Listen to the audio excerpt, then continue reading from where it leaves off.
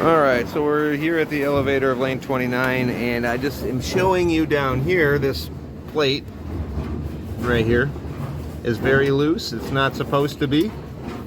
We're going to come back over here. I've already removed the door from this elevator.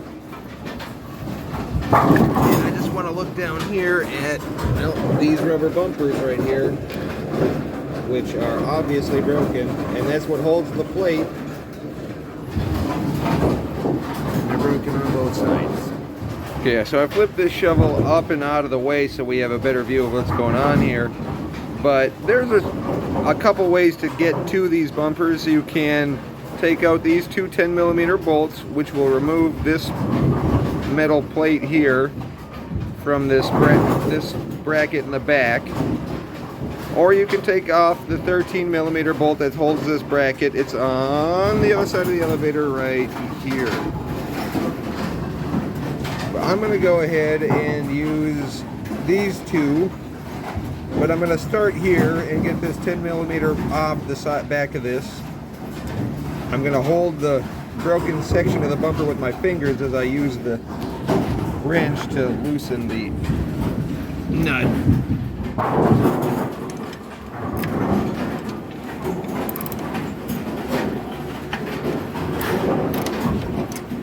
It's really hard to do while holding the phone in my hand.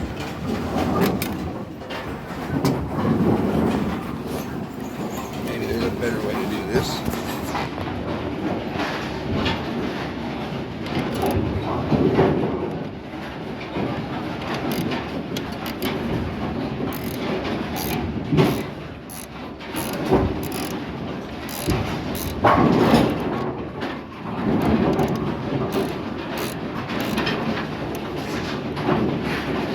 Alright, so you get the idea. I'm going to skip ahead to the next step. Now I've got this nut off, and you can see this broken section of this bumper is loose. And now I'm going to take off these two 10mm here.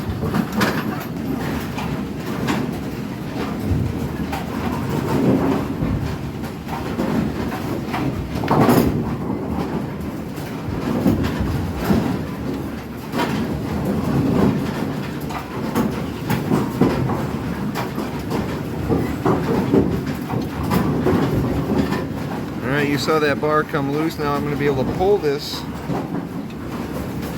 and get this piece out of here.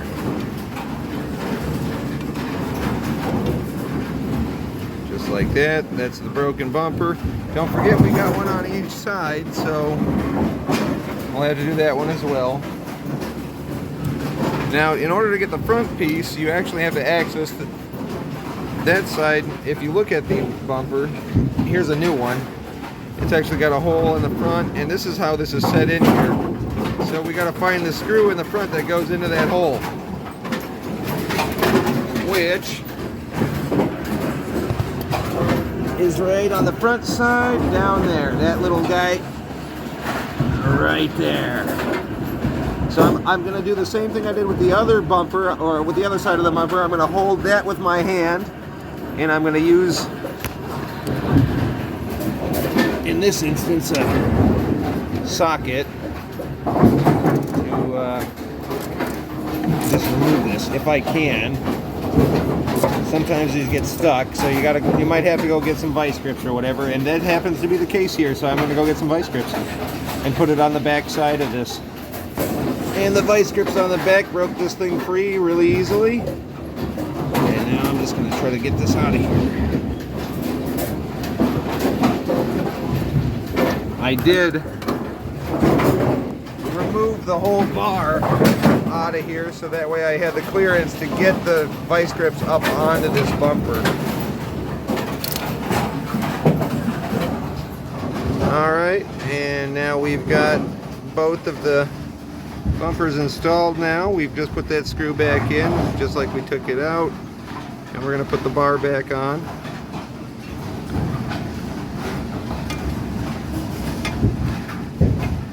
Go like that. Hopefully it'll hang there because I'm trying to do this one-handed. And I'm going to put this nut on just to keep that bar from falling. Same thing on the other side.